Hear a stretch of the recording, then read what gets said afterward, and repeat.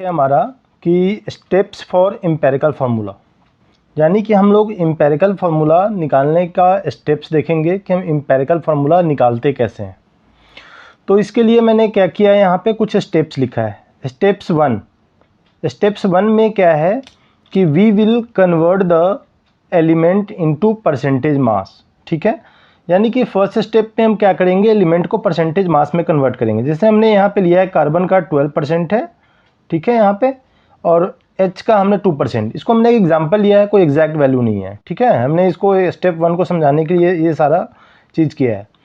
Step to में हम क्या करेंगे, we will convert percentage mass into gram, यानी कि जो परसेंटेज मास है उसको हम ग्राम में कन्वर्ट करेंगे। यानी कि यहाँ पे C 12% था तो C को हमने 12 ग्राम लिख दिया, H को हमने 2 ग्राम लिख दिया। ठीक है, थर्ड स्टेप में क्या करेंगे, हम ग्राम को मोल में कन्वर्ट करते हैं। तो मोल में कैसे करेंगे, डिवाइडेड बाई मोलर मास। और यहाँ पे एक चीज़ ध्यान रखना है, यहाँ पे हमें एटम का एटॉमिक मास लेना है। ठीक है, तो कार्बन का एटॉमिक मास 12 होता है, तो हमने 12 ग्राम था, 12/12 यानी कि 1 मोल आ गया। हाइड्रोजन का 1 ग्राम होता है तो 2 मोल आ गया। ठीक है, अब हम स्टेप 4 में जाएंगे। स्टेप 4 में हम क्या करेंगे कि मोल को सिंपलेस्ट मोल फ्रैक्शन में कन्वर्ट करेंगे। तो सिंपलेस्ट मोल फ्रैक्शन में कैसे करेंगे, डिवाइडेड बाय स्मॉलेस्ट मोल, यानी कि यहाँ पे दोनों में जो सबसे स्मॉलेस्ट मोल होगा उससे हम डिवाइड करेंगे। अब देखो यहाँ पे सबसे स्मॉलेस्ट क्या है, 1 मोल है, तो C को हमने 1/1 यानी कि 1 ही आ गया, H को 2/1 ये 2 ही आ गया। ठीक है, स्टेप 5 ऑप्शनल होता है।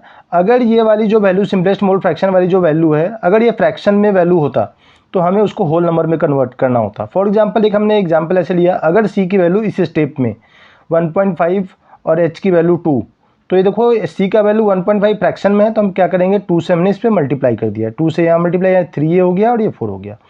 इस तरीके से यानी कि होल नंबर में कन्वर्ट करना है।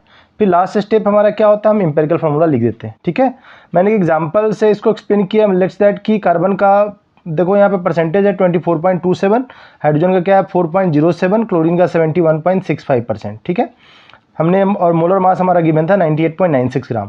अब स्टेप 1 हमने लिया, परसेंटेज मास को ग्राम में कन्वर्ट किया, तो 24.27% है तो ये इतना ग्राम हो गया। हाइड्रोजन को भी 4.07 ग्राम, क्लोरीन 71.65 ग्राम। स्टेप 2 में हमने क्या किया, ग्राम को मोल में कन्वर्ट किया। तो कार्बन का देखो एटॉमिक मास 12 है, 2.02 आ जाएगा, हाइड्रोजन का 1 ही है तो 4.07 को डिवाइड करेंगे, इतना ही आ जाएगा। क्लोरीन को 71.65 है तो इसको हमने किया 2.01 आ गया। स्टेप 3 में हम मोल को सिंपलेस्ट मोल फ्रैक्शन में करेंगे, तो इसमें जो सबसे स्मॉलेस्ट मोल था 2.01 था, हमने यहाँ पे डिवाइड किया, एक 1 आ गया, लगभग ये भी 1 आ गया और ये 2 आ गया। और यहाँ पे एम्पिरिकल फार्मूला हम इसको लिख देंगे, यानी कि C देखो 1 आया तो C1H2Cl।